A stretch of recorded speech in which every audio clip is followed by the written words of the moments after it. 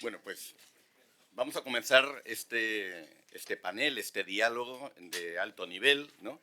Que se ha programado dentro del curso que venimos realizando desde este lunes de la Universidad Internacional Méndez Pelayo, digamos, coorganizado por la Fundación Carolina, el Gobierno de Cantabria y con el apoyo del Servicio Europeo de Acción Exterior. Quiero reiterar de nuevo, en nombre de la Fundación Carolina, en nombre propio, el agradecimiento porque este curso haya sido acogido dentro de la programación de la universidad. La vicerrectora Matilde Carlón, responsable de la planificación y de las relaciones institucionales, porque la verdad es que es un privilegio formar parte de la programación anual de una institución tan prestigiosa, ¿no? Y tan señera como es la Universidad Internacional Méndez Pelayo. Y para comenzar este panel vamos a dar en primer lugar la palabra al rector de la universidad, a don Carlos Andradas. Pues muy buenos días, muchas gracias, José Antonio. Y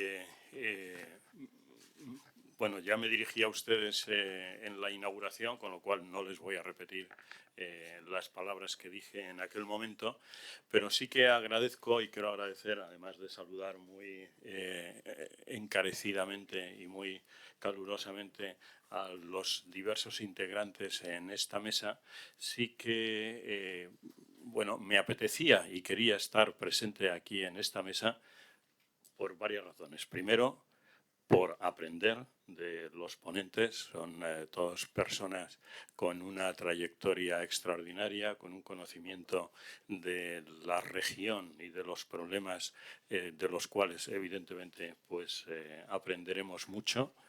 Y segundo, porque en el tema, ¿no?, de la mesa redonda, ¿no?, lo que está aquí, el tema que figura, ¿no?, de diálogo político de alto nivel, bueno, entre relaciones entre la Unión Europea, el Caribe y América Latina, pues pensé, y por eso le dije a José Antonio que le agradecía que hubiera contado conmigo, pues en algún momento el que debía estar presente lo que son las relaciones también a nivel de educación. Las relaciones también entre instituciones educativas, el papel que tiene que jugar la Unión Europea y España, y en particular, bueno, pues también a nivel de universidades. Y pues espero en algún momento a lo largo también de esa mesa redonda el poder a lo mejor hacer alguna pregunta al respecto, que me encantará. Y sin más, yo creo que empezamos, ¿no? Muchas gracias, rector, ¿no? No voy a cometer la descortesía, ¿no?, de relatar la trayectoria, ¿no?, el currículum de personas que realmente no necesitan, ¿no?, que se describa su currículum. Yo quiero agradecer enormemente a nuestros panelistas, ¿no?, por supuesto al rector, que nos ha dirigido ahora la palabra, pero sobre todo a Josep Borrell, alto representante para Asuntos Exteriores y Política de Seguridad de la Unión Europea, vicepresidente de la Comisión, a Luis Guillermo Solís, ¿no?, que ha sido presidente de Costa Rica, y a doña Antonia Urrejola, ministra de Relaciones Exteriores de la República de Chile. Les quiero agradecer que estén aquí. Y quisiera resaltar únicamente que hay un elemento común a los tres panelistas, y es que aunan, ¿no?, la trayectoria de política activa, ¿no?, con la reflexión, sea en el ámbito académico, ¿no?, para los tres, y sea también en otros espacios, ¿no? No es frecuente, no siempre encontramos esa doble faceta, ¿no?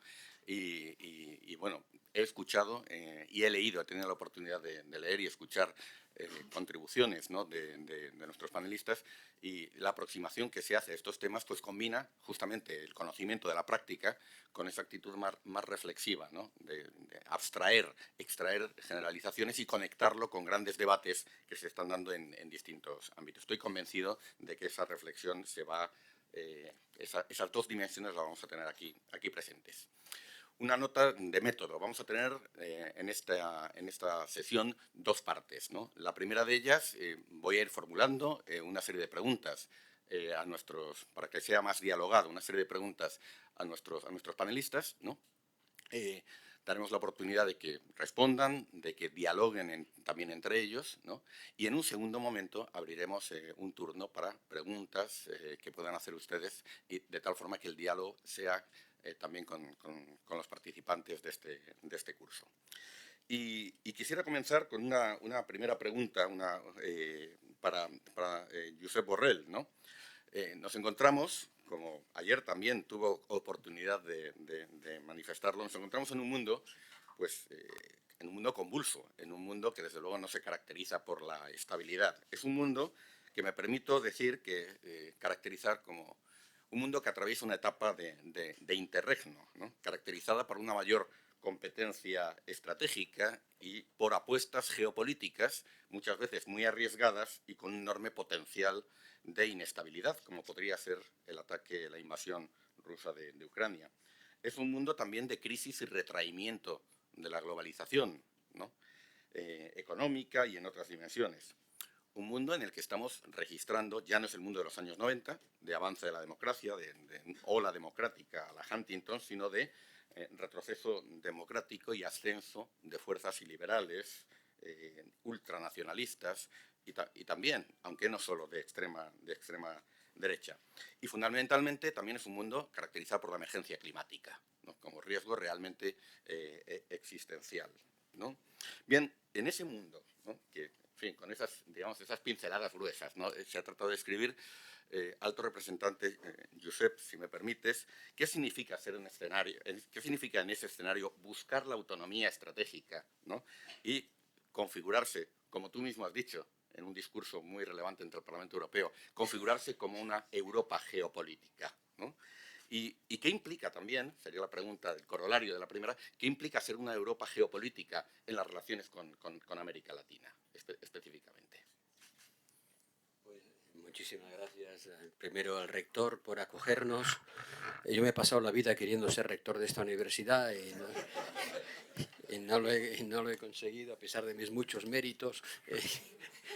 He conseguido otras cosas, pero esta es una asignatura pendiente que ya no tengo tiempo de aprobar y por eso me acojo a la protección de mi amigo el rector, que siempre nos acoge con mucho cariño e interés, tanto en este curso como en el Covadis Europa de finales de agosto.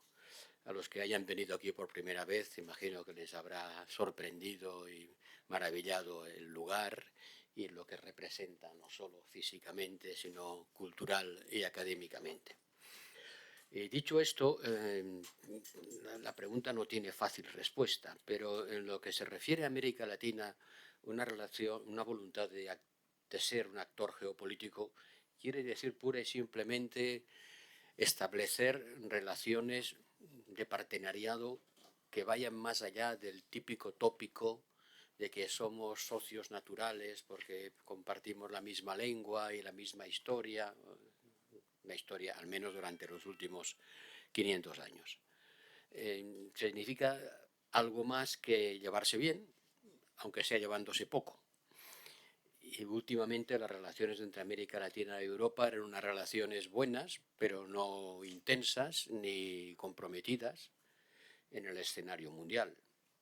La prueba es que llevábamos 8 años sin celebrar una cumbre entre nuestros líderes, cuando en Bruselas celebramos una cumbre todos los días con alguien. Y sin embargo en América Latina llevamos 8 años sin sentarnos a hablar. Seguramente porque el interlocutor latinoamericano tenía muchos problemas internos con Cuba, Venezuela, Nicaragua, quién viene, quién no viene, y también porque América Latina para Europa no era, y lo digo ahora que estamos entre amigos en confianza, no era ni un problema ni una solución. No nos planteaba un problema especial y tampoco nos aportaba soluciones a nuestros problemas. Y eso ha cambiado, primero porque ahora sí que América Latina puede aportarnos parte de la solución.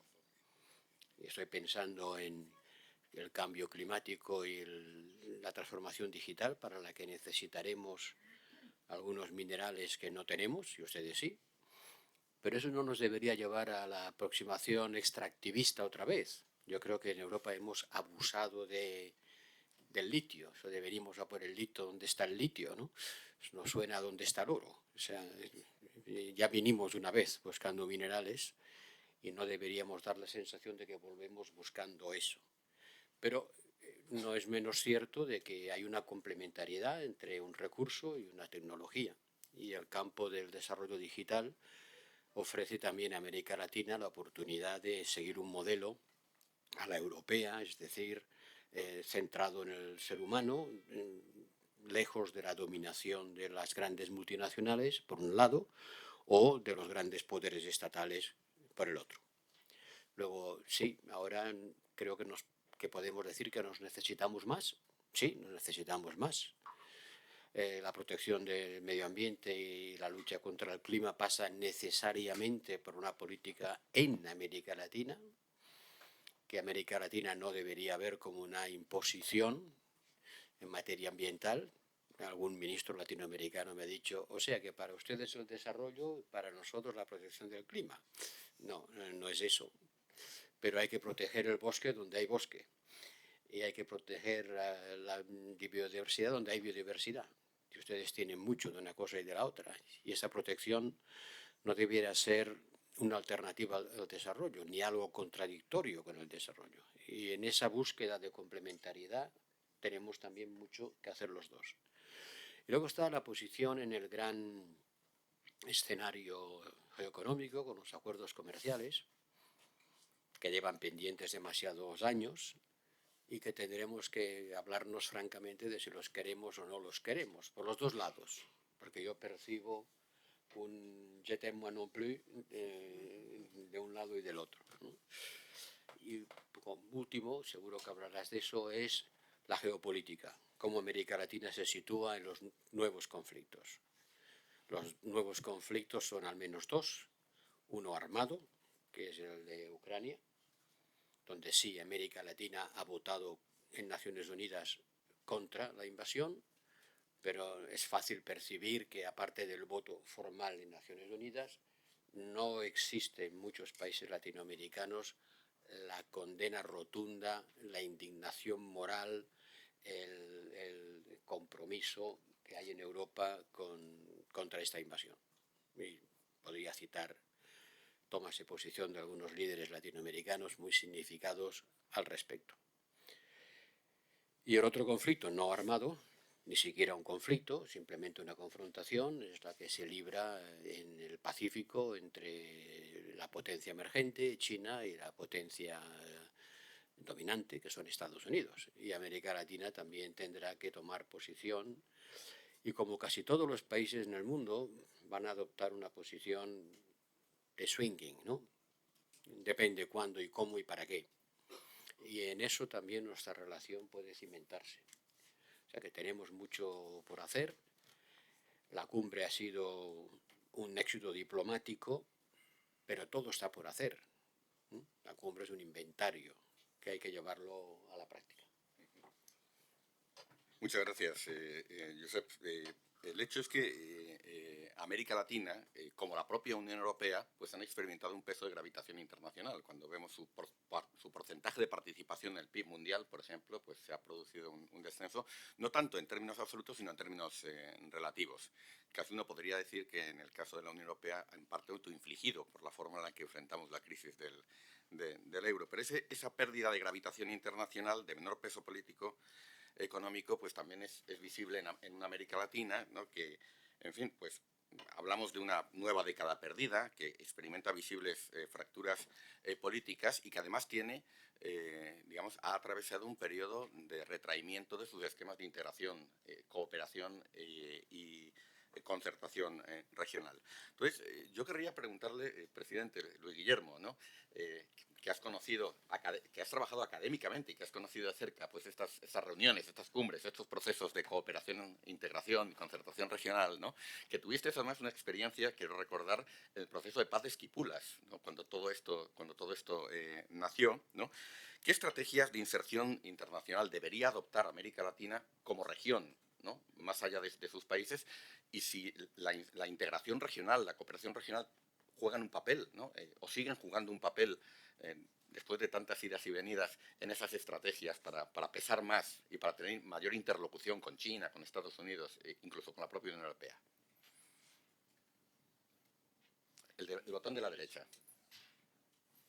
Bueno, muchas gracias. Señor rector, muchas gracias por su acogida. Un saludo muy cordial para todas y todos ustedes, a mis queridos compañeros de la mesa. Antonia, con quien no tenía el gusto más que por teléfono de hablar a una ocasión, con Josep sí. Es un gran privilegio estar aquí. Realmente agradezco mucho también a quienes participan en esta conversación que me parece nos acerca a una reflexión que debe continuar. Yo soy historiador profesional y por lo tanto le atribuyo una gran importancia a entender estos procesos geopolíticos como puntos en el tiempo, y efectivamente todo está por hacer. Esto es un proceso que necesariamente ha encontrado un nuevo punto en el camino, un hito en la última cumbre en Bruselas, el diálogo América Latina con Europa, pero que necesariamente debe continuar. No podríamos esperar otros 8 años para ver qué ocurre con los acuerdos de Bruselas, ni tampoco podemos dejar que el viento se lleve los 45.000 millones de dólares de euros de inversión que presuntamente veremos en la región, ni X cantidad de procesos o de propuestas que se hicieron en la cumbre. A mí con la integración me pasa algo que es atípico en Costa Rica, y es que la he apoyado toda la vida. Los costarricenses hemos sido muy renuentes al tema de la integración desde el siglo XIX, especialmente porque vivimos en un vecindario complicado. Y en lugar de incidir en él y comprometernos con él, nuestra apuesta fue por aislarnos, siempre con una mitología de que solos era mejor que revueltos. Hay un poco de arrogancia en ello, pero la receta funcionó en algunas ocasiones. Esto de esperar, decíamos los ticos, las ticas, esperar a que se aclaren los nublados del día en el norte de la región antes de tomar decisiones, etcétera, fue una admonición sabia. Pero en mi opinión, un bloque de países tan pequeño como el nuestro, en una zona tan importante geopolíticamente de nuestro hemisferio, trabajando individualmente, pues por supuesto pierden oportunidades. Y eso también es cierto para el conjunto mayor. Escucharnos con una voz más potente pasa por armonizar posiciones, no necesariamente por homogenizarlas, pero sí por tener parámetros de entendimiento mayores, y por lo tanto la integración tiene muchísimo sentido. Y yo creo que eso decirlo aquí en Europa sobra, pero en América Latina falta. Sin embargo, entre lo dicho y el hecho hay un gran trecho, y siempre hemos tenido dificultades con la integración. Primero porque efectivamente la región es muy diversa. Toda esta fantasiosa imaginación de América Latina como un lugar de grandes afinidades, pues tiene sus bemoles, ¿verdad? Y no voy a entrar en ello porque ustedes todos son expertos en ellas, en esa. Pero en segundo lugar porque ha sido una integración muy retórica, ¿verdad? Basada a veces en conceptos que ni siquiera son de utilidad al interior de los propios países. Y el mejor ejemplo de eso es la Gran Colombia y Bolívar. Nada más diverso y más fracturado que ella con Bolívar, no digamos ya después de él. Y en Centroamérica tenemos a nuestro propio Bolívar, que se llamaba Morazán, pero que al final era un caudillo militar que lo que quería era imponer su hegemonía ideológica y económica sobre todos los países. Y después de él vino Barrios, lo mismo, y podríamos tener una y otra referencia a procesos similares en México, en Venezuela, en el sur igual, en fin. Y esto nos ha confundido mucho porque hay una expectativa respecto de la integración que, por supuesto, está muy lejos de alcanzar los niveles que ustedes tienen en Europa. De hecho, el lugar en donde más cerca se ha llegado a eso, no lo digo yo, lo dicen quienes lo han estudiado más a fondo, es en Centroamérica, en los años 50. ¿Verdad? La integración del mercado común dio paso para que los europeos fueran a ver qué estábamos haciendo bien. Estábamos creciendo al 5 o 6% al año. Y se estaba constituyendo un mercado común que en aquel momento parecía que iba a ser mucho más perfecto que la Asociación del Carbón y del Acero en Europa. Bueno, desde entonces ahora no hemos avanzado mayor cosa, a pesar de que en los años 90, después de la gran crisis político-militar de los años 80, se logró, por una parte, encontrar un paradigma que nos unía, que era el del desarrollo sostenible, es decir, recogimos los acuerdos de Río y por primera vez los trajimos a un pacto regional con la Alianza para el Desarrollo Sostenible, suscrita en el 95. Pero por otro, aquello calzó como un anillo al dedo después de haber pasado por la crisis y haber recuperado una democracia formal, sí, pero democracia electoral al fin, bastante mejor que las dictaduras anteriores, lo cual, por supuesto, se acompañó con un resurgimiento de lo que con demasiada exageración Fukuyama llamó el fin de la historia y el recibimiento jubiloso, aunque muy limitado, de todo lo que ello conllevó desde el punto de vista del fin de la Guerra Fría. Pero aún así, vean ustedes que en Centroamérica, 37 años después de aquellas firmas de los acuerdos de paz, no solamente no hemos avanzado mayor cosa, sino que estamos involucionando. Y hoy, paradójicamente, tenemos una estructura de integración con una dictadura dentro, lo cual es, por supuesto, un sinsentido en cualquier sistema, eso no existe, no puede ser, pero además con otra dictadura más o menos adelantada en El Salvador y una situación estructuralmente acongojante, no solo por las características, digamos, políticas en la región, sino también por las económicas y las de exclusión social, que son las que más nos preocupan. Entonces, claro, si uno continúa con ese análisis más allá de Centroamérica, nos colocamos en México, socio fundamental de cualquier idea de diálogo e integración de América Latina, Brasil, pues inmediatamente empiezan a surgir las mismas preguntas. ¿Cuál México? ¿Cuál Brasil? ¿Sao Paulo o el Sertão? Tipito, el barrio que tiene más gente que mi país, o el norte de México. Y ahí las preguntas continúan. Lo digo porque ante temas como los de la movilidad humana, migraciones, los temas de cambio climático, los del desarrollo de tecnologías que se convierten en una parte fundamental de la agenda con Europa después de la reunión de Bruselas, nosotros tenemos que asumir una actitud que necesariamente pasa por la integración, que la veo todavía muy, muy verde, y por lo tanto algo remota, pero también por la cooperación. Y aquí las diferencias siguen siendo mayúsculas también, y especialmente desde el punto de vista político. Y no, para ello nada más baste ver las dificultades para concertar posiciones comunes. Ya no en Ucrania, lo de Ucrania es obvio. Ahí debimos haber sido muchísimo más contundentes. En lo personal podemos hablar de eso después, pero en otras cosas. La UNASUR todavía no funciona. CELAC está funcionando y por eso me alegra mucho que haya sido en el marco de CELAC que se produce el diálogo con Europa, porque créanme que ahí las dificultades son mayores. Yo fui presidente pro tempore de la CELAC en su tercera reunión en San José.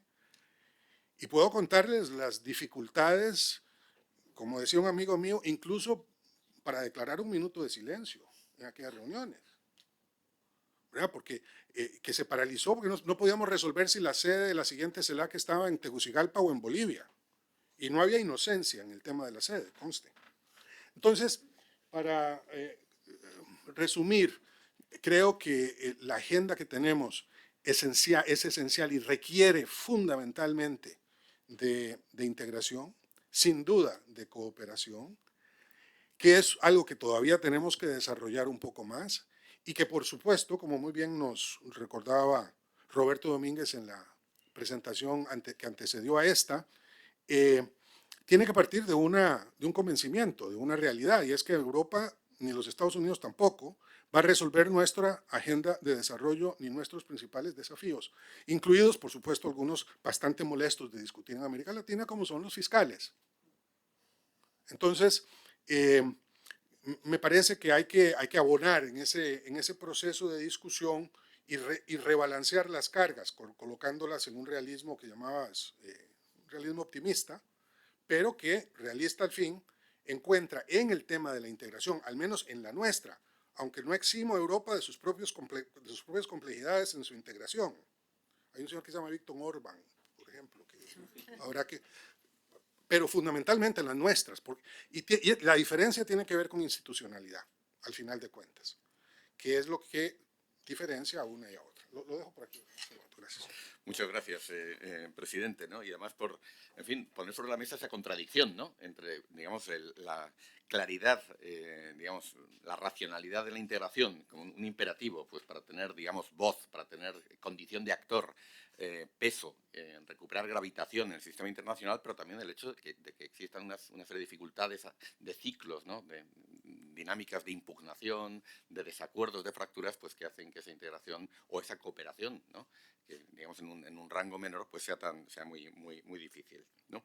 Bueno, hemos hablado, digamos, el alto representante nos ha situado en la perspectiva europea y una visión más geopolítica. Hemos hablado de integración desde la perspectiva latinoamericana, pero hay una dimensión que es la del nivel de los estados, de las políticas exteriores, de las matrices de política exterior. Y para ello yo quería hacer alguna pregunta a Antonio Urrejola, ¿no? Que desde su experiencia, su conocimiento y su experiencia como canciller de Chile. Permítame un pequeño paréntesis. Quisiera mencionar justamente que ayer fue nombrada experta internacional en derechos humanos sobre los obstáculos en la implementación del Acuerdo de Paz de 2016 en Colombia, ¿no? Que es uno de esos procesos que requiere pues, apoyo y acompañamiento. Felicitaciones por su nombramiento, que en fin, que ha sido aquí en este escenario del curso. Bueno, pues sobre este tema de las matrices de política exterior observamos en América Latina una discusión muy activa sobre qué modelos, qué matrices de política exterior habrían de adoptarse. Y por citar algunos de los nombres, ¿no? que en fin, encapsulan esos modelos, por una parte está el de la neutralidad activa, que han practicado pues, algunos gobiernos liberal-conservadores, con mucho énfasis en lo económico y una cierta distancia hacia la dimensión más política, más centrada en los acuerdos de libre comercio, en privilegiar la relación comercial con China, ¿no? Hay también otra matriz de política exterior que ha conocido cierto desarrollo y difusión en los últimos meses, que es el llamado no alineamiento activo, ¿no? Que se remite, apela a una supuesta, presunta nueva bipolaridad y quiere pues, recuperar la experiencia de Bandung y del movimiento de no alineados, pues trasladándolo a este momento. Y finalmente pues, hay una propuesta que me gustaría mencionar que es probablemente la más novedosa, la más innovadora en muchos aspectos, que se han propuesto además justamente desde el gobierno de Chile, que es las propuestas de autonomía estratégica, ¿no? Entonces yo quería preguntarle a la ministra Urrejola, pues, en fin, ¿en qué consiste, ¿no? esta aproximación? ¿En qué se diferencia de esos otros modelos de política exterior? Y en particular que nos pudiera hablar de algunas de sus manifestaciones, porque hemos oído hablar de una política exterior turquesa, ¿no? De una política exterior basada en un renovado compromiso multilateral, y un elemento que además ha compartido y comparte Chile con España y con otros países, ¿no? Que es de la política exterior feminista, como uno de los rasgos. Y en fin, aquí hay cosas muy nuevas, muy interesantes, ¿no? Sobre las que querríamos también que nos ilustraras. Bueno, muchas gracias, José Antonio, muchas gracias, rector.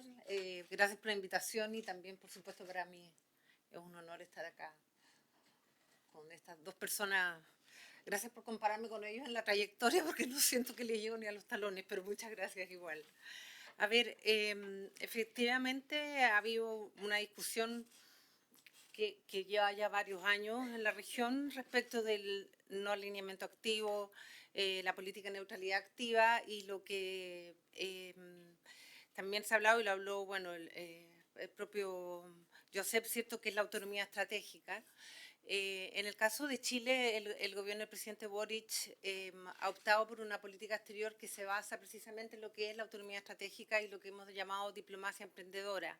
José Antonio me preguntaba un poco la diferencia. Para ese efecto, bueno, tú mismo diste una respuesta sobre el no alineamiento activo, que tiene su origen en la Guerra Fría de los años 60, en el movimiento de los no alineados, y parte de la base de que estamos en un mundo bipolar. En su momento era Rusia, Estados Unidos, hoy día sería China y Estados Unidos, y por lo tanto la región, América Latina, ¿cierto?, debe defender sus propios intereses y su soberanía, la defensa de sus pueblos, y no alinearse con ninguno de estos dos imperios, lo que no implica ser neutral.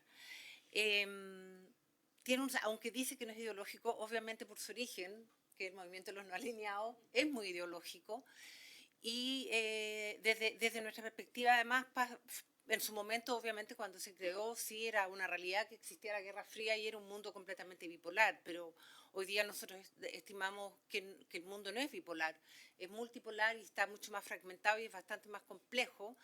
Entonces, desde esa perspectiva, el no alineamiento activo no responde, creemos nosotros desde Chile, ¿cierto?, a la realidad actual del mundo, y por lo tanto no es una respuesta a cómo un país pequeño como Chile puede insertarse en la comunidad internacional en el actual escenario. Luego estuvo la política de neutralidad activa, que fue una respuesta conservadora a la anterior, precisamente por la carga ideológica que tiene. Y Sebastián Piñera fue quien ocupó esto de la política de neutralidad activa, donde tú, como señalaste tú, tiene un enfoque mucho más en que las relaciones son económicas y comerciales y no políticas, donde la mirada hacia el multilateralismo no está puesta,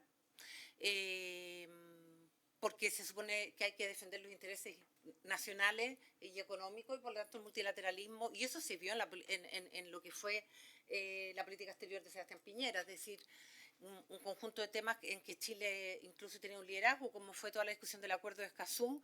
Nos salimos del acuerdo de Escazú, el pacto de Marrakech, por ejemplo, en materia migratoria, lo mismo, es decir, Chile que era un actor, no solo participaba en estos eventos, sino que lideraba algunos de estos temas, se salió completamente porque había una mirada de que el multilateralismo y estos temas no eran necesarios para responder, ¿cierto?, a las situaciones económicas que había que hacer.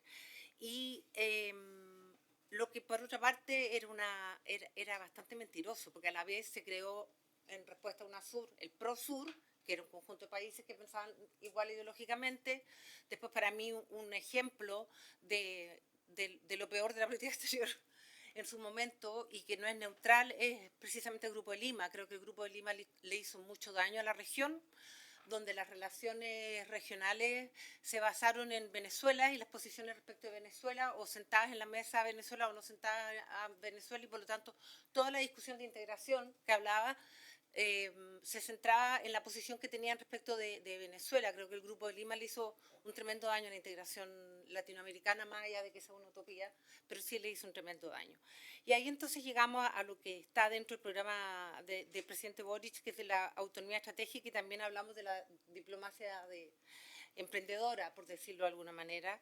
Y ahí yo quisiera destacar primero que sobre qué se establece esta línea, este eje, y es que estamos en un mundo multipolar, no bipolar. Sí, China es importante, Estados Unidos es importante, pero también hay otros actores claves como lo es la Unión Europea, como lo está haciendo India económicamente y otros mercados emergentes. Por lo tanto, es necesario establecer una autonomía estratégica mirando esta multipolaridad, mirando la relación de Chile, que es un país pequeño y por lo tanto tampoco puede cerrarse a la relación con las potencias, no deseando lo que pasó con la Guerra Fría, es decir, no nos hagan a nosotros elegir entre China y Estados Unidos en esta guerra entre China, porque no podemos elegir entre China y Estados Unidos. ¿Y qué es lo que tenemos que hacer a partir de este mundo multipolar? Es, por una parte, fortalecer el multilateralismo, que es un eje fundamental de la política exterior, porque ahí países pequeños como Chile u otros de la región sí pueden tener una voz en distintos temas que no los tienen cuando están solos. Esa es la importancia del multilateralismo, además de otros temas, y la cooperación también. Por otra parte, maximizar todos los esfuerzos de cooperación con los distintos actores. Es decir, más que restarse del mundo, esta autonomía estratégica lo que dice es ampliarse al resto del mundo, obviamente con una mirada estratégica que tiene que ver con la política exterior al servicio de la política interna. Y como hablamos de una política exterior al servicio de la política interna, tiene que ver también con una mirada estratégica de cuáles son, en el caso de Chile, sus ventajas comparativas. Joseph habló del litio. Hoy día Chile tiene una ventaja comparativa en todo lo que es la transición justa, ¿cierto?, y las energías verdes, y por lo tanto ahí hay un nicho donde la política exterior chilena tiene que trabajar desde esta perspectiva de la autonomía estratégica, donde Chile también tiene que cambiar su modelo de desarrollo extractivista y por lo tanto uno de los temas que estuvimos viendo con la modernización del acuerdo con la Unión Europea es precisamente cómo hacemos de cambiar también el modelo de desarrollo de Chile, cómo Chile en materia del litio pasa a ser un actor clave y no simplemente el que tiene los recursos naturales y se los entrega como ha sido en general el modelo de Latinoamérica. Entonces el foco de esta autonomía, ¿cierto?, estratégica está en un escenario multipolar fragmentado con distintos actores clave, con un foco en cómo la agenda interna y la agenda externa tiene que responder a la agenda interna y estos nichos que yo hablaba, por eso la diplomacia emprendedora, los nichos, y uno de esos nichos precisamente la política turquesa. Nosotros le pusimos política turquesa en el entendido de la importancia del cambio climático, y por lo tanto política turquesa es por el color entre el mar y la tierra que da el color turquesa, ¿no? El verde de los bosques y el azul de los mares, y cómo la política turquesa no es solo cómo nos hacemos cargo de los desafíos del cambio climático, sino que también cómo el modelo de desarrollo económico responde también a estos desafíos del cambio climático. Por eso esta ventaja comparativa en materia, por ejemplo, de hidrógeno verde que está teniendo Chile hoy día, se liga con el tema de la política turquesa, además de todo el accionar de Chile en materia de océanos y en los distintos foros multilaterales en materia de cambio climático y de protección de la biodiversidad. Otro tema, a partir de esto de la autonomía estratégica, ya lo señalé, el tema del multilateralismo. Nosotros hicimos un esfuerzo muy grande el año pasado de que Chile volviera al escenario internacional luego de que se restara. Ratificamos, yo diría que casi en tiempo récord, bueno, adherimos, para usar la palabra exacta, al acuerdo de Escazú, del cual habíamos liderado y no habíamos salido. Somos ahora de nuevo parte de la política del Pacto de Marrakech, por poner algunos ejemplos. Estamos activos en los distintos órganos de Naciones Unidas que nos importan, como el CSW, que hablaba ayer Cecilia, que también es un tema fundamental, y ahí llego a la política exterior feminista, que es otro, entre comillas, nicho de esta diplomacia emprendedora, pero que también responde a una realidad tanto interna de Chile como a la realidad mundial. No voy a hablar ni de Afganistán ni de Irán, porque no me tengo que ir tan lejos de la región. Me basta con hablar de Chile, me basta con hablar de la región. Ahí Cecilia ayer expuso, ¿cierto?, cuáles son las distintas brechas que existen, y esta política exterior feminista, por lo tanto, tiene dos miradas, una mirada interna que tiene que ver con los cambios al interior del Ministerio de Relaciones Exteriores, donde las mujeres diplomáticas empiezan a tomar mayor poder, nombramiento de embajadoras, encargos directivos, como también políticas que no existían en la Cancillería, en el caso de acoso laboral o de acoso sexual al interior de la Cancillería, cosas así. Las cancillerías en general son lo más conservadora y lo más dinosaurio, encuentro yo, de las políticas en general en el continente y también yo creo que en el mundo. Y ese es un tema de la política exterior feminista hacia el interior, que no es un tema menor, quiero decir, para nada, porque la gran mayoría de los funcionarios diplomáticos son hombres y la mayoría más hombres mayores que no entienden por qué estamos hablando de estos temas. Y lo otro, por supuesto, tiene que ver con la mirada de la política exterior feminista, con la mirada de lo que sucede en las brechas de género, y con la situación no solo de las mujeres, a propósito de una pregunta que hacían ayer, sino que también del colectivo LGBTIQ+. Si nosotros hablamos de mujeres, niñas y niñas en toda su diversidad, como para ampliar el tema, y eso tiene que ver con el rol de Chile en los órganos multilaterales. Eso. Muchas gracias por esta panorámica, ¿no?, de ese enfoque, ¿no?, de política exterior, que además yo creo que entronca con el que otros países, también en la Unión Europea, algunos Estados miembros, pues están planteando. Hay un par de cuestiones que me gustaría simplemente subrayar, ¿no?, y complementar. Una de ellas es respecto al Grupo de Lima, ¿no?, y mencionar que el mismo acta fundacional del Grupo de Lima en 2017 fue, digamos, ese documento fue el que solicitó a la Unión Europea la suspensión de la cumbre que estaba prevista para ese año. Y desde entonces no hemos podido volver Entonces, hay algo más que una conexión entre un hecho y otro, ¿no? Y el factor Venezuela, la presencia de Venezuela, pues motivó tanto la creación del Grupo de Lima, ¿no?, que posteriormente condujo una crisis de la CELAC, como a interrumpir un diálogo político con la Unión Europea. Quizás podemos decir que desde Europa no hicimos lo suficiente, pero el hecho es que fue ahí donde formalmente, expresamente, encontramos, ¿por qué esto no se hizo? ¿No? Pues fue esta petición.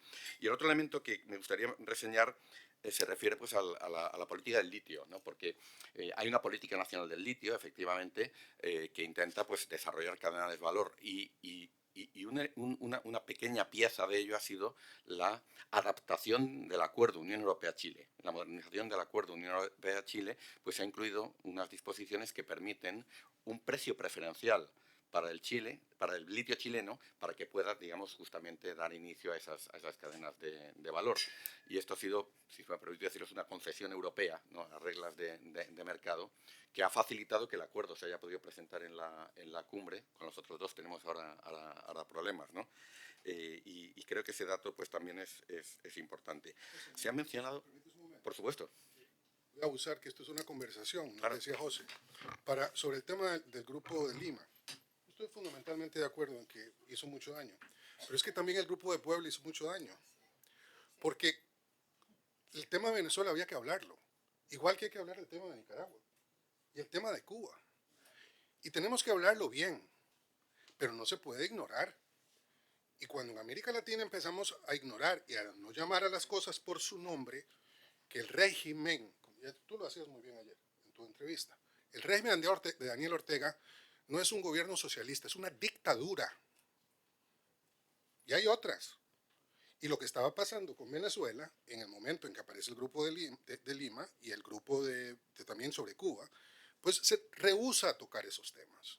Entonces, una persona como yo, académico en ese momento, yo no estaba presidente cuando salió el Grupo de Lima, necesita un lugar en donde ir a hablar estas cosas. Y la región debería de asumirlas y discutirlas. Y el tema de la democracia es importante por el fondo y la pluralidad y la liberalidad de la democracia, igual que el tema de la guerra y de las agresiones y la ruptura del orden internacional que ha hecho Rusia atacando a Ucrania. Pero en América Latina hay países que se niegan a que hablemos.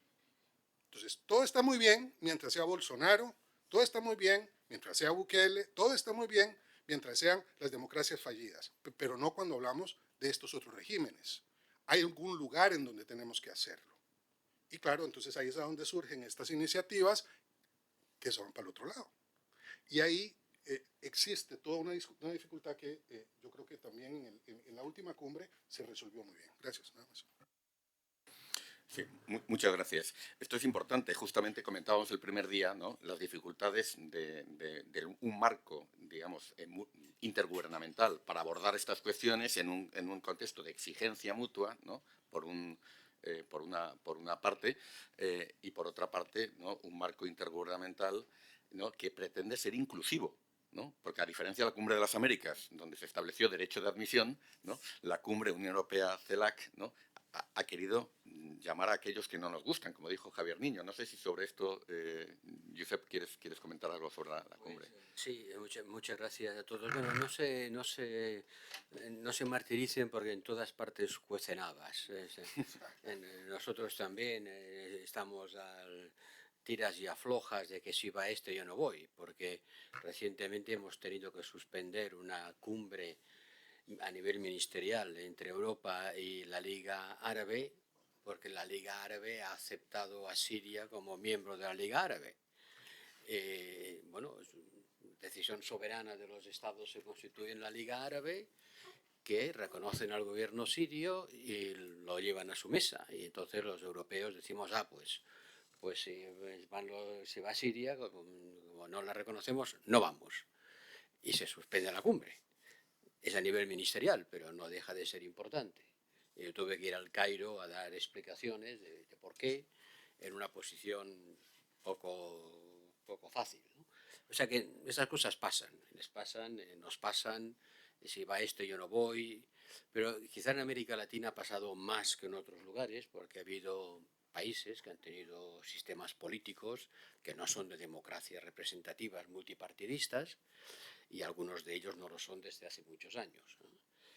Pero yo quise insistir ayer lo de dictadura comunista. Bueno, el problema no es que sea comunista, el problema es que es una dictadura. Bueno, Nicaragua, comunista o no comunista, es una dictadura y una dictadura atroz.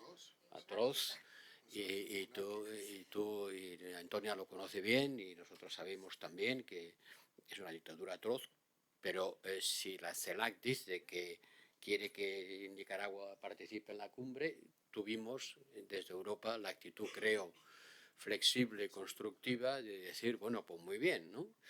Y por cierto, al final, como sabéis, el acuerdo se saldó por de acuerdo de todos, menos un país, Nicaragua, que no quiso aceptar algo tan, vamos, evidente como que en Ucrania había una guerra de agresión de un país contra otro, ¿no? Porque estuvimos 3 horas discutiendo si se podía decir the war in Ukraine o the war against Ukraine.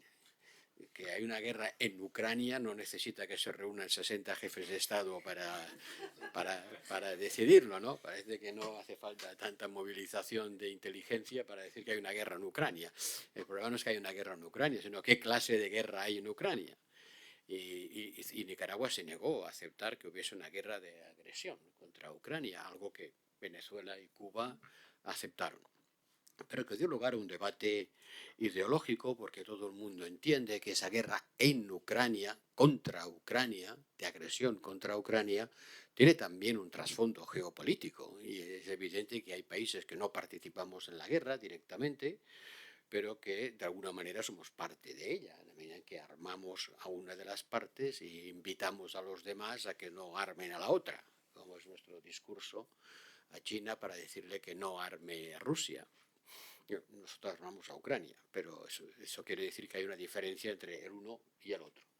Y allí con América Latina hemos tenido no poca discusión al respecto. Y yo quiero saludar las iniciativas de paz que algún país latinoamericano ha lanzado, en particular Brasil, ¿no? Iniciativas de paz, alguien tiene que hablar, todos queremos hablar.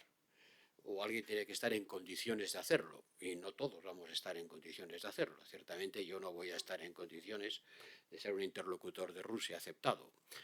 Pero yo rogaría a todos los agentes que abogan por la paz que no dejaran de calificar a la paz, porque hay varias clases de paz.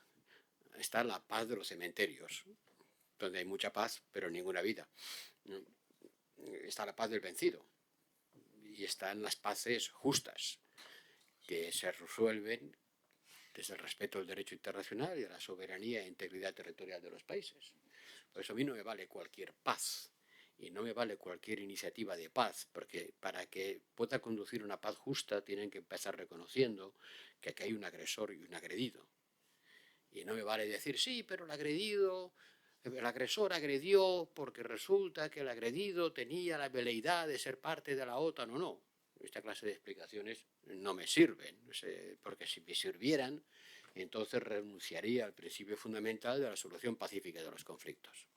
Pero yo sé que hay una parte de la izquierda latinoamericana, por cierto, y española, y europea, que ve el mundo a través del prisma todavía de los viejos resabios de la Guerra Fría y del antiimperialismo.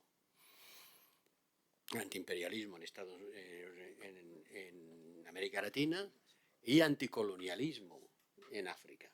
Todavía se ve con esta perspectiva. Y si, por no citar un país latinoamericano, si vais a África del Sur, su posición cerrada a favor de Rusia se explica pura y simplemente por la historia. Porque para luchar contra el apartheid los europeos no fuimos tan proactivos como fue la Unión Soviética, que no solo apoyó, sino que armó el movimiento de lucha contra el apartheid. Y podemos reconocer que seguramente no estamos aplicando con el mismo rigor las resoluciones de Naciones Unidas con el caso palestino. Y eso también es objeto de crítica por parte del mundo emergente. Soy muy consciente de que esto tiene matices de gris, pero hay algo donde no hay un matiz. Hay algo donde yo no puedo aceptar algún discurso latinoamericano de decir, bueno, vamos a buscar la paz porque la guerra tiene que acabarse. Bueno, vamos a buscar la paz, pero vamos a buscar la paz sabiendo que alguien agredió a alguien y esa solución no puede consistir en decir que el agresor se sale con la suya. Porque, como decía ayer, es una forma muy fácil de acabar la guerra, que es que dejo de ayudar a Ucrania y la guerra se acaba en 15 días, ¿no? Y algunos me lo piden. Usted debería dejar de apoyar a Ucrania. Y alguna voz latinoamericana también lo ha dicho, ¿no? Usted debe dejar de ayudar a Ucrania porque cuanto más ayuda a Ucrania, más prolonga la guerra. Lo cual es una obviedad. Claro, es una obviedad. Pero la alternativa, que es dejar de apoyar, conduce a una solución que creo que nadie debería aceptar tampoco en América Latina. Y sobre la historia de la autonomía estratégica, que me he saltado, que he sacado Antonio con mucho argumento y razón, vamos a ver. ¿Cuál es lo contrario de la autonomía? En castellano, en buen castellano, ¿qué es lo contrario de la autonomía? La dependencia. La dependencia, vale. ¿A alguien le gusta ser dependiente? No, a nadie nos gusta ser dependientes, porque las dependencias limitan nuestra libertad personal y nos ponen condiciones. Preferimos ser autónomos, es decir, dueños de nuestra capacidad de acción. Todos queremos ser autónomos, pero nadie es autónomo. Nadie es autónomo. Ningún ser humano es autónomo, todos vivimos en sociedad y dependemos de los demás. Y tampoco ningún país puede ser autónomo. La autonomía extrema es la autarquía. Yo produzco todo lo que necesito y si no lo produzco, paso de él. Bueno, en España vivimos en autarquía, ¿eh? El régimen franquista desde el año 45 hasta el año finales de los 50 vivió en autarquía, impuesta por el bloqueo de la comunidad internacional. Entonces los españoles consumíamos lo que producíamos más alguna ayuda latinoamericana. Yo me acordaré de los barcos de trigo argentinos que Evita Perón llevaba a España. Y yo comí leche en polvo gracias a la ayuda humanitaria de algún país. O sea que la autarquía es la autonomía al límite. Y nadie quiere la autarquía. Sabemos que es imposible. Por lo tanto, tenemos que administrar nuestras dependencias. No las podemos anular, pero necesitamos limitarlas, condicionarlas y mantenerlas en unos límites asumibles. Bueno, eso es la autonomía estratégica. Hacer que nuestras dependencias no puedan ser convertidas en algo que amenace nuestra seguridad o nuestros equilibrios políticos y económicos. Europa era terriblemente dependiente del gas ruso. 40% de nuestro gas venía de Rusia. Alguien, viéndolo con un poco de perspectiva, dice, pero ¿cómo fueron ustedes tan suicidas, tan temerarios de depender un 40% del gas de un suministrador tan poco fiable como el señor Putin? Bueno, porque pensamos que el intercambio suaviza las relaciones y que una Rusia dependiente de nosotros y nosotros de ella, pues la teoría del dulce comercio, ¿no? El comercio suaviza las relaciones internacionales. Pero, como todo en la vida, si lo llevas al límite, corres el riesgo de palmarla. En la pareja, en el amor y en las relaciones internacionales, en todo. Y cuando vino la pandemia a Europa, nos dimos cuenta que Europa no producía ni un solo gramo de paracetamol y ni una sola mascarilla. No producíamos nada, absolutamente nada de lo necesario para hacer frente a la pandemia. Viene una pandemia, mascarilla y paracetamol. Vas a la farmacia, no hay paracetamol. ¿Cómo que no hay paracetamol? No, Europa no produce ni un solo gramo de paracetamol. Todo se produce en la India y en China. Y los neoliberales te dirán, el mercado proveerá. ¿Qué más da donde se produzca? El mercado produce y produce lo que se necesita y a precios competitivos. Salvo cuando viene una guerra o viene una pandemia y el mercado pues resulta que no puede atender a todo el mundo a la vez y primero yo y naturalmente los indios se quedaron con el paracetamol antes de vendernos a nosotros y nosotros nos quedamos con las vacunas antes de vendérselos a ustedes.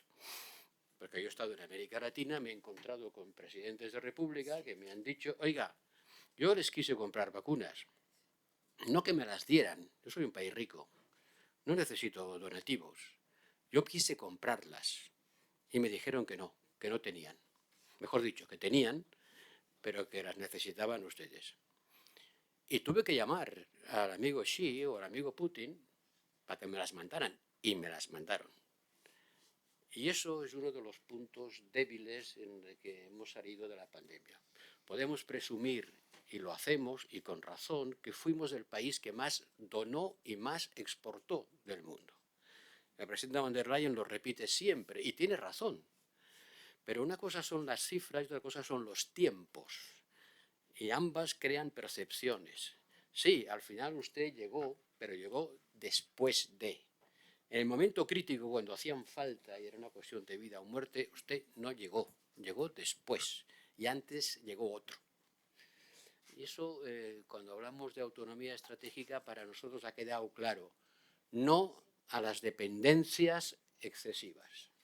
Y hay que ser estratégico para tener una autonomía que evite la dependencia excesiva, en lo militar, en lo industrial, en lo comercial, en todo. Eso es la idea. Gracias, Josep. Me acordaba ahora de que nuestra sede, Fundación Carolina, la del Ministerio de Asuntos Exteriores, Unión Europea y Cooperación de España, está en un viejo edificio del franquismo, ¿no?, que es el Instituto Nacional de Industria, ¿no?, que se organizó justamente para esa etapa de autarquía que terminó. El consejero de ese organismo, yo me senté en la mesa del Consejo de Administración del Instituto Nacional de Industria cuando ya no estábamos en autarquía, claro. Pero en autarquía Franco creó los medios de crear una industria propia, pero a la fuerza. O sea, no le quedaba más remedio. Es decir, tenía que producirlo aquí porque de fuera no llegaba nada, no llegaba petróleo. Entonces empezamos a sacar petróleo de las pizarras bituminosas de Puerto Llano, que es la cosa más contaminante que... Pero... De hecho, en digamos, múltiples ocasiones te has referido, y también hemos escuchado en América Latina, pues a la idea de autonomía estratégica como la gestación, la creación de asociaciones de socios confiables, es decir, que no van a hacer weaponization, ¿no?, con las interdependencias, cosa que otros socios quizás no pueden dar por cierto. Pero hay una de las consecuencias de esta agenda que hemos estado discutiendo, de esta agenda geopolítica y de competencia, es que securitiza la agenda internacional y entonces hace que pierdan relevancia temas, cuestiones que preocupan a la sociedad y además en las que preocupan a las sociedades, particularmente latinoamericanas y europeas, y en las que se ha basado nuestra relación durante mucho tiempo, que son las cuestiones del desarrollo económico y social, de la inclusión social, ¿no? Agendas como, por ejemplo, la de la educación, sobre la que ahora, rector, te formularé también una pregunta, y un riesgo es que pierdan peso respecto a todas estas cuestiones, ¿no? Bueno, ahora también es cierto que hay veces que hay sinergias. En Europa hemos acelerado la transición energética verde, por razones, desde luego, ambientales, por razones de competitividad y ahora por razones de seguridad energética, ¿no? Y quizás estamos discutiendo esto, pero yo la pregunta que os lanzaría en este caso a todos los panelistas es cómo podemos, ¿no?, girando hacia la cooperación y con la vista puesta en la reunión de Bruselas, cómo podemos promover una cooperación más significativa dentro de esta idea de autonomía estratégica y que nos ayude a lo que llamamos la triple transición, hacia sociedades más cohesionadas e inclusivas, ¿no?, hacia también una mejora de la productividad, que es un problema compartido, incorporando las tecnologías digitales, algo de lo que hemos hablado también en este curso, y por supuesto, pues a lograr el cero neto, ¿no?, y la transición energética. Algunas cosas se han aprobado en Bruselas, pero os pediría que, en fin, que glosarais, que comentarais, que aportarais algún elemento para ello. Y quizás comenzando por la parte de educación, ¿no?, y el papel de la ciencia y la tecnología, ¿no?, rector.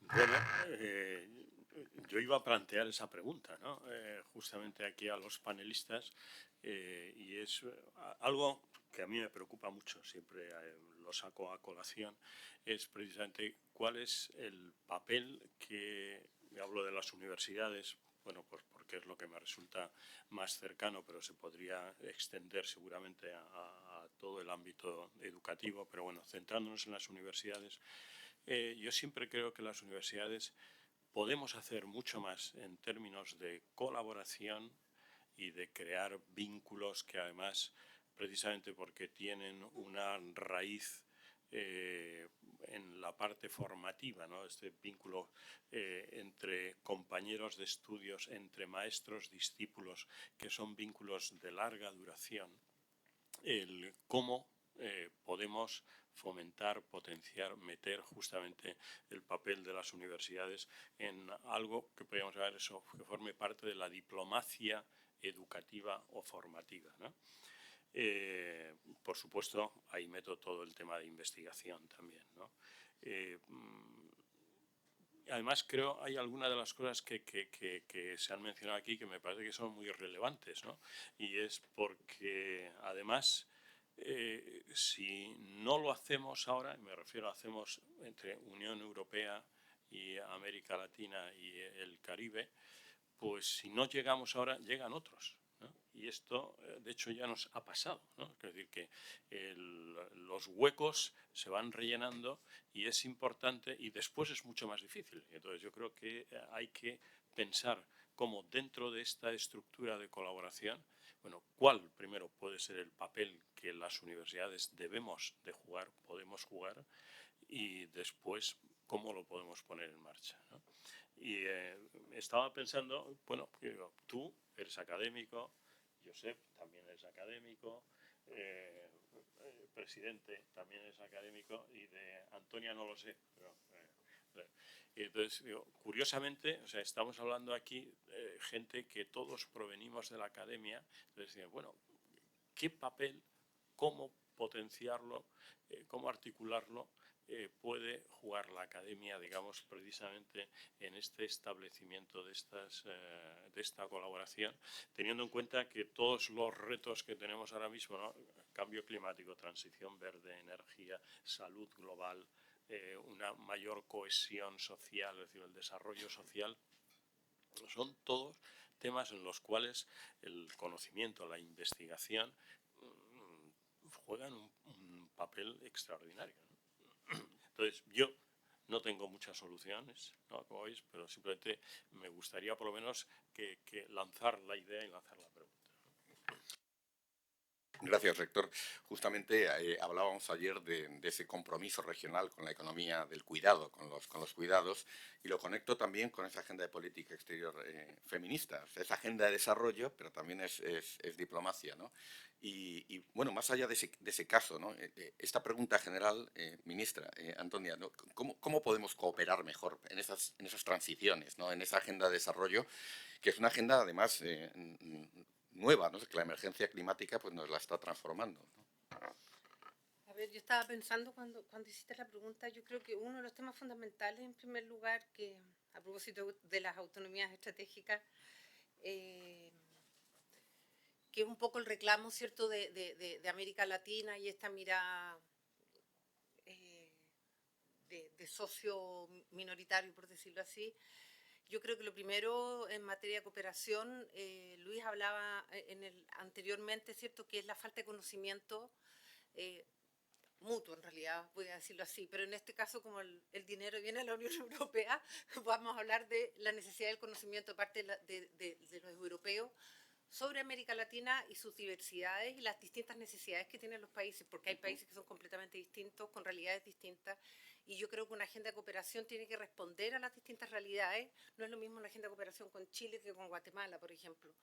Y por lo tanto ahí la necesidad de establecer un diálogo más concreto en materia de cooperación es sumamente importante para que esa agenda de cooperación responda precisamente a la autonomía estratégica que ambos socios queremos, tanto de Europa como de América Latina. Creo que eso en general es fundamental.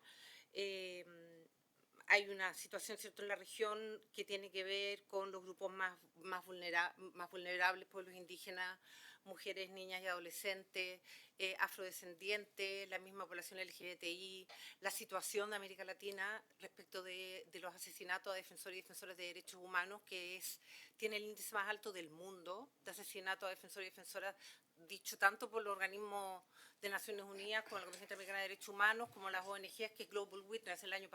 Los últimos 10 años, el otro día había una cifra, 2000 y tantos defensores ambientales asesinados, de los que se sabe. Entonces, yo creo que la agenda de cooperación tiene que responder a las necesidades que tienen, lo voy a poner a propósito de lo que decía Luis Guillermo, también de las necesidades de nuestras democracias, porque a la vez, y ahí lamentablemente no solo América Latina, también Europa, estamos enfrentando retrocesos de la democracia. Estos retrocesos de la democracia tienen que ver no solo por los temas de las dictaduras o cómo los comillas, demócratas llegan por la vía de las elecciones y después, a través de los mecanismos de la democracia, empiezan a ser autárquicos, como vemos con Bukele, como lo fue Ortega, como estamos viendo ahora en Guatemala. No solo con eso, sino que también a mí lo que me preocupa, y ahí creo que la Unión Europea con la región puede trabajar mucho en una agenda de cooperación, son, no sé si vieron la semana pasada el Latino Barómetro, cómo ha aumentado la adhesión a los gobiernos militares. Estaba buscando, mientras tú hablabas, por eso estaba en una computadora, 35%. A favor de los gobiernos militares en una región que ha tenido gobiernos militares sanguinarios, es decir, no es una región que no conoce lo que son los gobiernos militares y sus efectos. Y solo 48% apoya la democracia. 48. ¿Y los gobiernos militares cuánto? 35. ¿Ah? Y los demás, no sé, estaba ahí que miré ahora rápido la cifra porque estaba pensando en eso. Entonces, me parece que hoy día como la urgencia de la cooperación tiene que responder a por qué está pasando esto. ¿Y por qué está pasando esto? Porque las regiones, porque las democracias de América Latina, no todas, pero para hablar en general, no están respondiendo a las necesidades de los pueblos. ¿Por qué tenemos a Bukele con un porcentaje? ¿Cuánto es el apoyo a Bukele? Más de 80, 70. Y a la gente no le importa que sea un casi dictador, no le importa la violación a los derechos humanos, no le importan las pruebas que han habido de gente inocente que ha sido encarcelada y asesinada. No le importa. Lo que le importa es que puede salir a la calle sin el temor de que lo vaya a matar alguna de los grupos de las maras. Y eso porque la democracia no ha respondido. Entonces creo que la agenda de cooperación tiene que responder a esos temas urgentes, no solo el tema del cambio climático, no solo las brechas de género y las desigualdades que estamos viendo, sino que también estos temas de la seguridad y un tema que es fundamental en la región son todos los temas de desigualdad y los derechos económicos, sociales y culturales, y ahí lo que se está discutiendo en Cartagena, que yo le preguntaba, no me acuerdo a quién le preguntó qué opinaban, porque ahí yo no soy economista, sobre esto de la política fiscal justa. Que yo creo que eso también es un debate que también hay que abrir con la Unión Europea. Eso, para no alargar. Sí. José, sobre el tema de la educación. Aquí se me van a salir todas las plumas de profesor, porque es que mamá educadora, yo educador, tengo un hijo que es profesor. En Costa Rica varios presidentes hemos sido maestros. Y hemos apostado por la educación desde casi la independencia. Nuestra primera escuela de niñas, por supuesto que les enseñaban otras cosas que los que le enseñan ahora, es de 1839. Y la independencia es de 1821. Entonces hay una apuesta sostenida en educación pública, primero primaria, después secundaria y ciclo diversificado, y por eso le doy la bienvenida a la pregunta del señor rector, porque me parece que en Europa y en América Latina ha habido conciencia de eso. Sarmiento decía que hay que sembrar escuelas para cosechar repúblicas, que es una frase que me encanta. Es muy bonito, ¿no? Es un principio muy liberal, pero que tiene todo el sentido del mundo hoy. Y como parte de una estrategia de diplomacia suave, en la cual creo absolutamente, me parece que la educación debe estar en el centro de ello. Ustedes en la experiencia europea la tienen, Erasmus, ¿verdad? Los estadounidenses la tienen, el programa Fulbright, que ha sido muy exitoso. Yo soy fruto de ese programa, del senador Robert Fulbright, también en medio de la Guerra Fría, pero que trajo a colación el tema de la educación, y me parece que es un esfuerzo que hay que hacer, y hay que hacerlo en dos sentidos.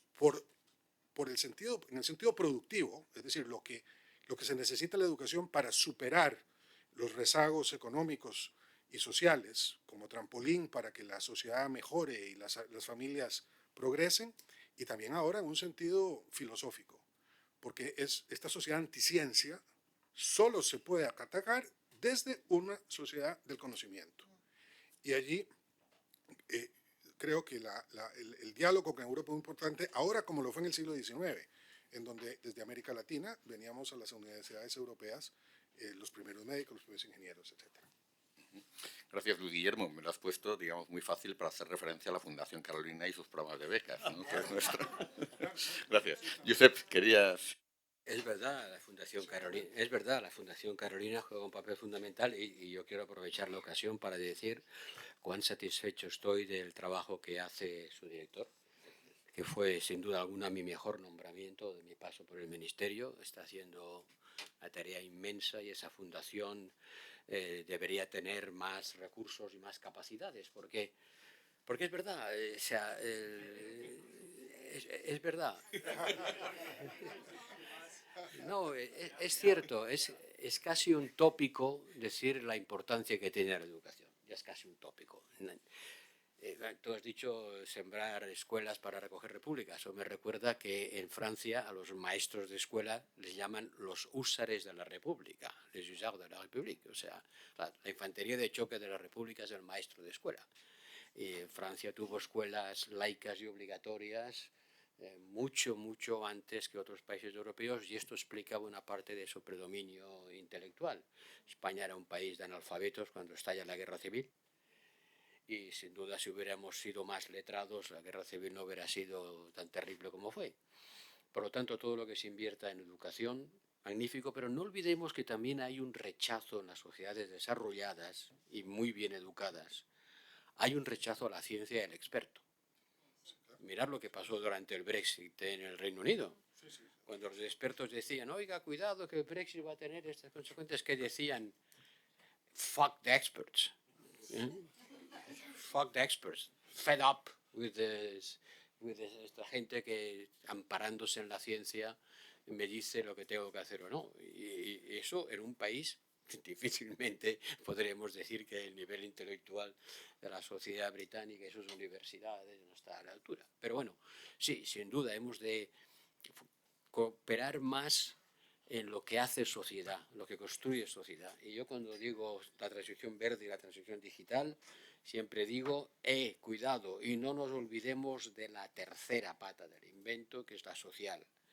Que si yo voy en el antiplano y le digo a un campesino aymara que tiene que ser verde y digital, pues me va a mirar con una cierta sorpresa, ¿no? Porque va a creer que quiero que sea como un marciano, verde y con antenas, ¿no? Tiene otro sentimiento de prioridad, sin duda alguna. No podemos olvidar la dimensión social. América Latina es la región más violenta del mundo. Siento decirlo, ustedes lo saben, es la región más desigual del mundo. Tampoco exageremos, porque a veces leo que América Latina es un continente que es un fallido político. No es verdad. No es verdad. Si América Latina es un desastre, 2/3 de la humanidad son un desastre, porque están igual o peor. Pero es verdad que los niveles de violencia, los niveles de desigualdad, los niveles de exclusión, de falta de inclusión de género, son muy altos. Y eso requiere un trabajo de educación. Nuestra cooperación no se puede limitar a un listado de inversiones en infraestructuras. Tenemos que tener objetivos concretos y tenemos que hacer puentes y carreteras y fibras ópticas y todo lo que queráis, pero no olvidemos la dimensión de la vieja cooperación, de la cooperación que pretendía afectar a la dimensión social. Gracias. Con esta apelación al conocimiento científico que hacían dejado sembrada la pregunta para el rector, que además has presidido una asociación, ¿no?, para el avance de la ciencia, ¿no? Digamos, de hecho, esta es una tarea compartida también de defensa de la democracia y de las sociedades abiertas, es la defensa del conocimiento científico frente al ascenso de grupos iliberales de extrema derecha, ultranacionalistas, terraplanistas en muchos aspectos, conspiranoicos, ¿no? No sé qué puedes decir, ¿no?, sobre este desafío, ¿no? Bueno,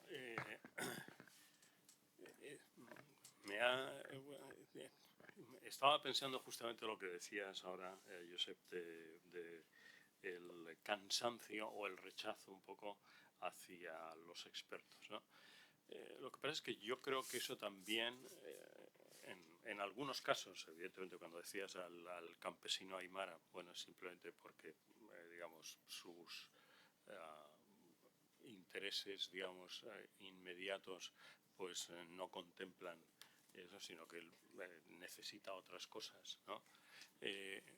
Pero también yo creo que en muchos casos ese rechazo a los expertos no es espontáneo, ¿no?, sino que yo creo que viene alimentado también políticamente desde determinadas instancias, ¿no? Y yo creo que esto es un fenómeno que hemos comentado, yo creo, y que incluso yo creo que he comentado contigo en alguna ocasión, ¿no?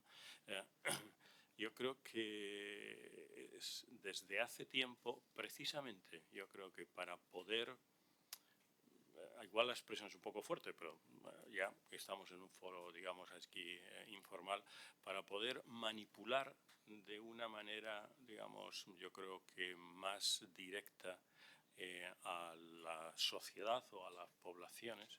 Entonces, hay un elemento básico que es precisamente también la desacreditación en algunas cosas de los expertos o de los, y ahí metamos dentro de expertos científicos, etcétera, de muchas maneras. O bien a veces, digamos, haciendo lecturas muy diversas de datos, a veces falsificando datos directamente y vistiéndolos también al mismo tiempo del mismo ropaje científico que, digamos, la propia ciencia utiliza.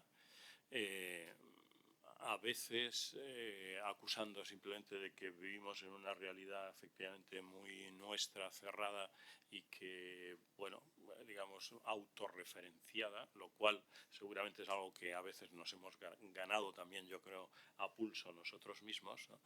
De tal manera que, bueno, al final pues se crea, yo creo, una cierta, y creo que esto es importante tenerlo en cuenta, efectos de cooperación y de educación, de tal manera que se crea a veces un caldo de cultivo en el cual efectivamente, es decir, bueno, es verdad que nos dicen esto, pero vaya usted a saber que desde el famoso Primo de Rajoy hasta los negacionistas ahora de la violencia de género, ¿no? Y digo, oiga, pero es que los datos, bueno, los datos ya se sabe, ¿no? Los datos, entonces yo creo que hay todo un fenómeno de que no es casual, efectivamente, de relativización o de incluso de anatemización un poco de esos expertos. Yo creo que también es algo que hay que intentar combatir, ¿no? Y luego, pues, vuelvo un poco a lo que decía antes, ¿no? Y es que o sea, yo creo que efectivamente las universidades o los gobiernos o las instituciones, yo creo que todavía seguramente no hemos encontrado el punto adecuado para ejercer esa diplomacia educativa, es decir, esa colaboración a nivel que no se vea como que se vea de manera simétrica, digamos, ¿no? Yo creo que aquí muchas veces yo creo que lo que hay es que se ven las cosas con una asimetría y eso también produce un cierto rechazo, ¿no? Entonces yo creo que hay que buscar formas de colaboración y intentar desarrollar. Y además me ha gustado mucho lo que decías, presidente, porque además yo creo que eso tiene que ser una apuesta pública, ¿no? O sea, yo creo que justamente si hay algo que también yo creo que deteriora pues lo que es la educación, es que deje de tener, y desgraciadamente pues yo creo que a veces pasa, deje de tener ese efecto de igualación de oportunidades, de ascensor social, porque en muchos casos queda en manos privadas y la inversión fundamental se hace desde ámbitos privados que lo que buscan son otros tipos de intereses, ¿no? Mantener hegemonías, mantener ámbitos de influencia más allá del enriquecimiento como tal, ¿no? Entonces, por eso yo creo que hay que meter en lo que es el ámbito de colaboración política, hay que meter la educación y la educación en este planteamiento, es decir, como una necesidad de colaboración a nivel público para mejorar precisamente lo que decías, que me parece que es el objetivo último, que es la mejora de la cohesión social, de la sociedad y de los individuos, ¿no? Rector, me gustaría cerrar esta parte de la sesión antes de dar las palabras comentando brevemente, destacando una cuestión que ha dicho la ministra, ¿no? La necesidad de adaptar la cooperación a una realidad muy, muy diversa, ¿no? Y justamente enlazo con la sesión de mañana, en la que nos va a hablar el director de la Agencia Española de Cooperación Internacional al Desarrollo, Antón Leis, sobre el concepto de desarrollo en transición, que justamente una de sus componentes es la propuesta de una cooperación a medida, ajustada a las realidades de cada país, dejando atrás, digamos, ese esquema tan rígido y tan vertical de las métricas del PIB per cápita como criterio para decidir si hay o no cooperación, ¿no? Que realmente que ha llevado a graduarse a muchos países, a ser graduados, ¿no? Como es el caso de Chile, cuando Chile no solamente digamos, necesita todavía cooperación, transferencia de tecnologías, sino que además tiene la capacidad de aportar mucho, ¿no? Tanto a Europa como a otros países de América Latina. Pero eso lo dejo para la discusión de mañana. Tenemos, si lo tenéis a bien, ¿no? Podemos extender, estamos casi sobre la hora, podemos extender un poco la sesión para recoger algunas preguntas del público. Pido, por favor, que se identifiquen, que sean breves, sobre todo, ¿no? Y que nos digan a quién se dirige la pregunta. Sí, Luis Fernando.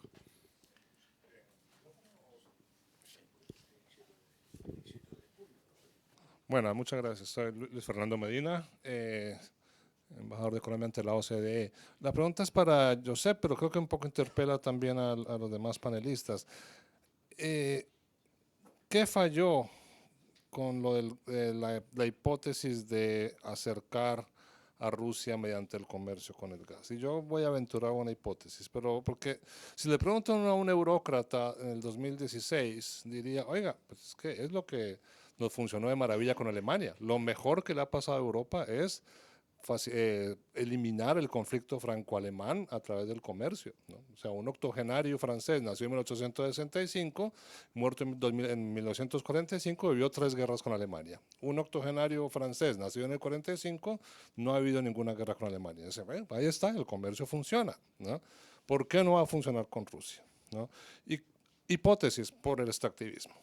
Porque una cosa es vincular economías a través del comercio con un modelo de desarrollo que fomenta la creación de democracias, y otra es la integración basada en ese activismo que hace que se consoliden regímenes excluyentes, un régimen extractivista, un régimen que no le importa a su población. Por lo tanto, ahí proliferan los revanchismos, ese tipo de cosas. Ya ha pasado con Arabia Saudita, que en menos medida, pero la idea de vincular de la dependencia de Arabia Saudita del petróleo también tiene sus bemoles, y podría pasar con América Latina con el litio, si no se atiende un modelo de desarrollo incluyente. Muchas gracias. Muy bien. David, y después este señor, exactamente, usted, ¿no? Luego pasamos por acá. Sí.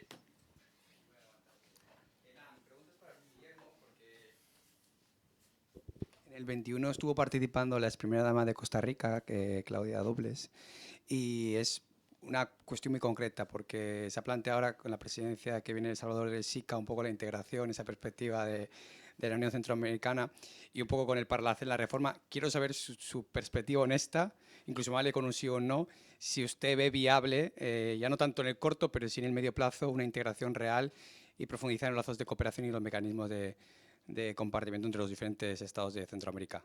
A ver, ¿cuál es su opinión honesta? Muy bien. Sí. Bueno, muchas gracias a todos los ponentes por sus participaciones. Mi nombre es Miguel Ángel Vidal y estoy asesorando una asociación de empresas multinacionales españolas, y mi pregunta para el alto representante es la siguiente. Pensando en las empresas transnacionales españolas y europeas, me gustaría saber si el Servicio Europeo de Acción Exterior le puede incluir en su agenda una diplomacia económica. Lo digo porque en muchas ocasiones creemos que una acción en sentido de desarrollo económico impulsada desde el Servicio Europeo de Acción Exterior sería y puede ser más eficaz que la de los propios países. Muchas gracias. Tenemos una palabra más por aquí pedida, pero casi diría por facilidad vamos a pasar primero a la compañera. Rafa, sí, hola. Mi pregunta también va un poco por lo que ha comentado el alto representante sobre bueno, la necesidad del acercamiento con América Latina por el tema de la transición medioambiental, porque se plantea como un reto compartido, pero que no sé si es igualmente prioritario en ambas regiones, sobre todo a nivel de la ciudadanía, porque es difícil a lo mejor convencer a la ciudadanía latinoamericana de que le importe esa transición ecológica y sobre todo que lo tenga en cuenta a la hora de votar, porque por ejemplo en países como Colombia se plantea esa transición medioambiental a un bastante corto plazo, pero a lo mejor no se tiene en cuenta que la dependencia de la economía de esa energía o que las casas o los hogares no están preparados para dejar atrás mañana eso. Entonces no sé si hay un poco, o sea, cómo se plantea convencer, entre comillas, a la ciudadanía de que eso es importante en el corto plazo. Gracias, Cristina. Dos más y cerramos esta ronda. Mi nombre es Paula Millán, soy graduada en Estudios de la Unión Europea y quería preguntarle al señor Borrell si cree usted... No, perdón, es muy sencillo. Si usted considera que en la cada vez más próxima reforma de los tratados cabría cambiar el carácter paralelo de la competencia de cooperación al desarrollo y convertir la misma en una competencia concurrente para lograr una política común que aumente el peso estratégico de la Unión Europea, no solo en Latinoamérica, pero bueno, especialmente considerando que es el tema de este panel. Muchísimas gracias. No sé si al director de la Agencia Española le va a gustar la idea de quedarse sin agencia. Muy bien. Por aquí delante ya, venga, las últimas, breves, por favor. Buenos días, muchas gracias. Soy Pablo Sánchez, estudiante de Derecho. Mi pregunta es tanto para la exministra de Exteriores como para el alto representante y son las dos versiones. Hablando de la autonomía estratégica y la dependencia comercial, en el caso de América Latina el crecimiento está muy relacionado con la exportación de commodities a China. De hecho, el crecimiento de Brasil, Venezuela o Chile está ligado a la exportación. Y en el caso europeo, vale, hemos superado la dependencia de Rusia, que en su momento más álgido la totalidad de importaciones era el 12%, pero tenemos una dependencia de China del 28%. De China, una dependencia económica en relación a importación-exportación del 28%. Es decir, Vale, tenemos un imbalance, un déficit con China que hemos visto que he utilizado en otros casos con otros países como arma política bastante grande. Desde ambas posturas se podría buscar reducir nuestra dependencia de terceras partes aumentando la cooperación entre nosotros. Es decir, podremos aumentar el comercio entre el bloque latinoamericano y el bloque europeo para disminuir nuestra dependencia de China como exportador o como importador en cada uno de los casos. Dylan, brevemente, por favor. Bueno, Dylan Pereira de Venezuela, un honor estar aquí con ustedes. Y bueno, yo soy becario de la Fundación Carolina y soy consciente del privilegio que significa este intercambio cultural que dará paso a un nuevo mundo, sin lugar a dudas, con las nuevas generaciones. Mi pregunta, un poco al señor Borrell también, si no ve que es un éxito diplomático que nos da una visión clara, optimista de que el hecho de que Venezuela y Cuba hayan firmado la declaración, si esto es una señal clara de moderación de estos sistemas frente a una posible armonización de las relaciones con Bruselas. Y al presidente cuestionarle qué cree que nos falta en América Latina. En Europa, el acero y el carbón, tener un control político sobre ello que evitase una guerra fue un catalizador. ¿Cuál cree que podría ser el gran catalizador para América Latina? Y finalmente a la ministra, si las BRICS las ve como la alternativa, porque las solicitudes se han disparado para adherirse al bloque de las BRICS. Si esto es parte de esta autonomía estratégica o diplomacia emprendedora activa que podríamos tener. Gracias. Muy bien. Bueno, Josep. Esto da para otra sesión, ¿eh? Esto da para otra sesión. No sé yo por dónde empezar. No sé por qué ha dicho la señorita que la reforma de los tratados se ve cada vez más cerca. ¿Usted la ve cada vez más cerca?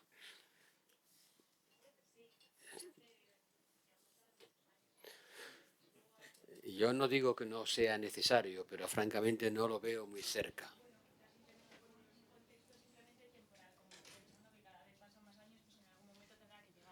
Sí, en algún momento habrá que reformarlo, sin duda, ¿no? Y seguramente el momento es la ampliación, porque ahora somos 27. Francamente, yo no veo cómo la Unión Europea puede funcionar con 10 países más. Ya con 27 es muy difícil, con 10 más sería imposible.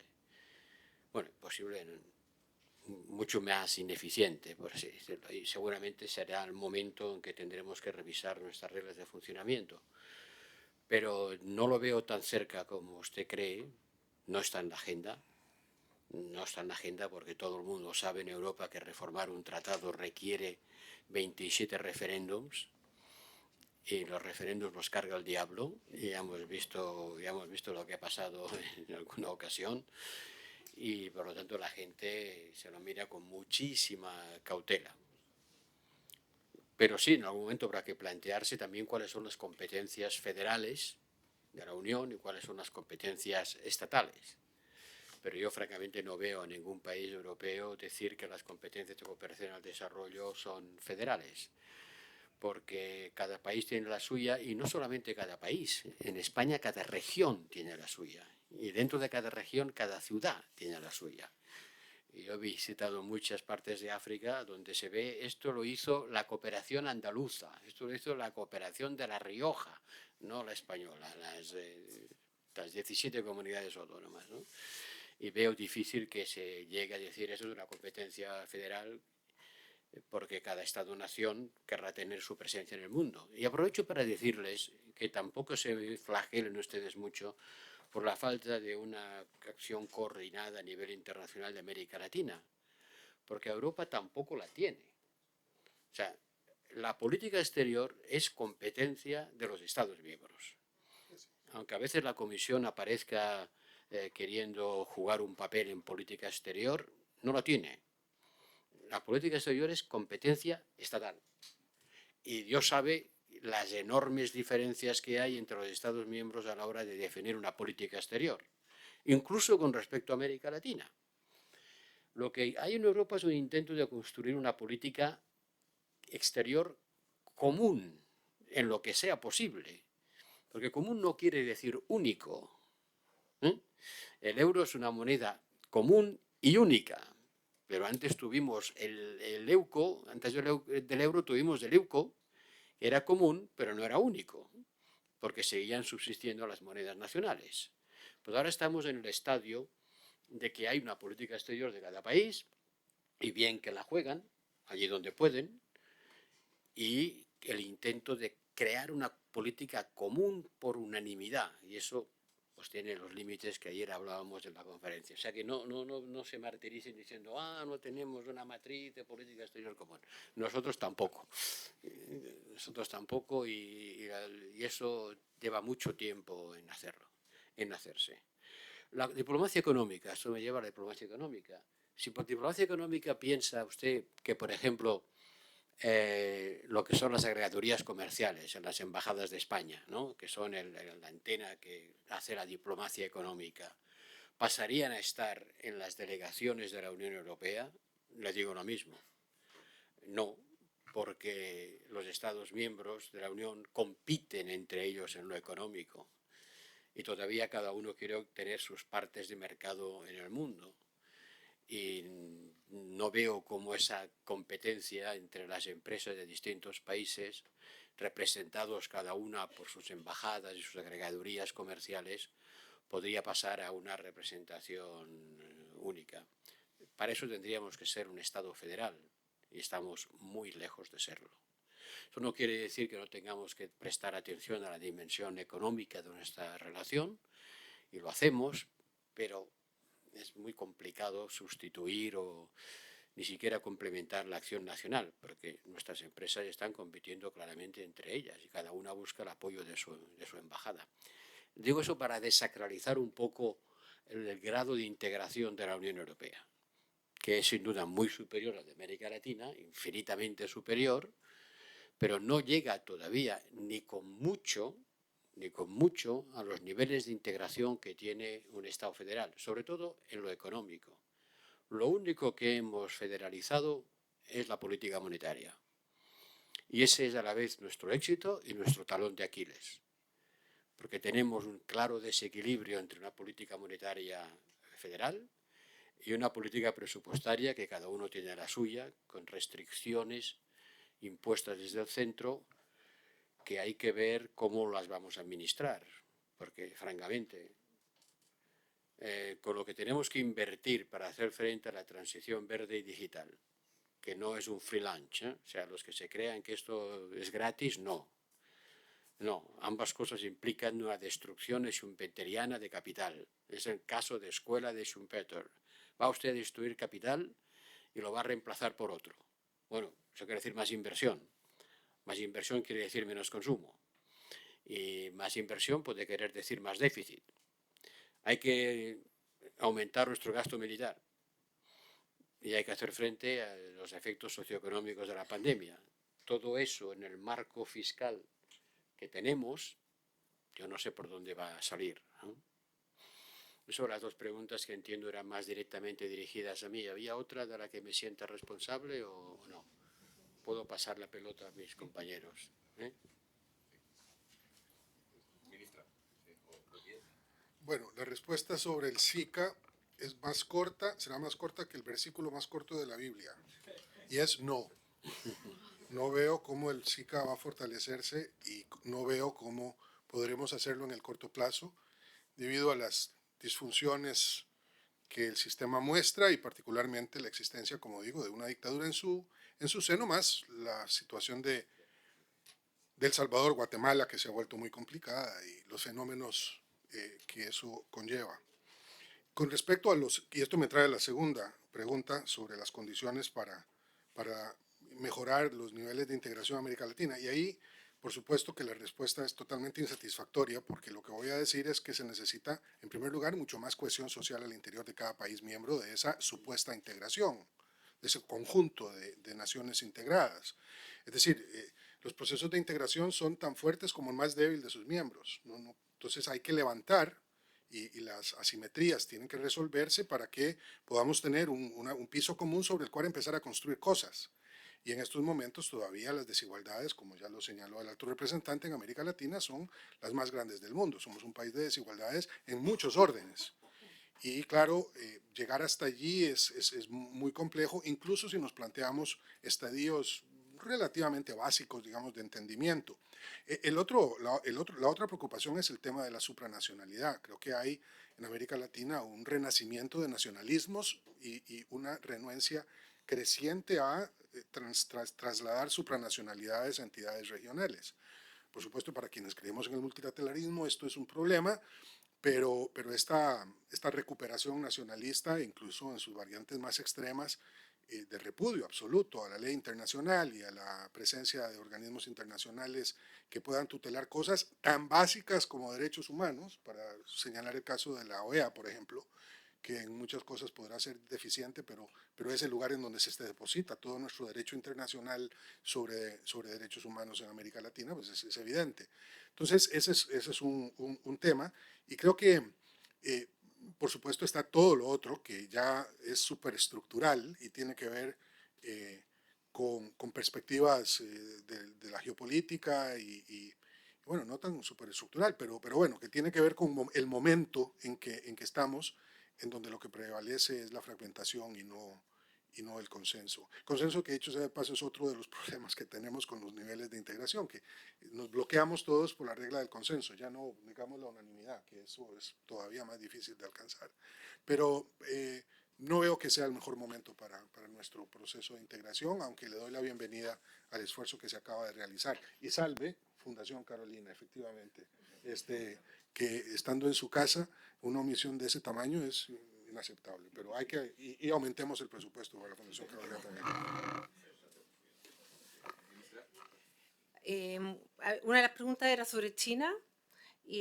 Bueno, efectivamente el caso, además de Chile, China es su principal socio comercial y va a seguir siendo un socio estratégico independientemente de lo que llamamos la autonomía estratégica, pero sería una mentira de mi parte decir que en este mundo en que estamos hoy, Chile va a empezar a cerrar las puertas a China, sobre todo considerando la posición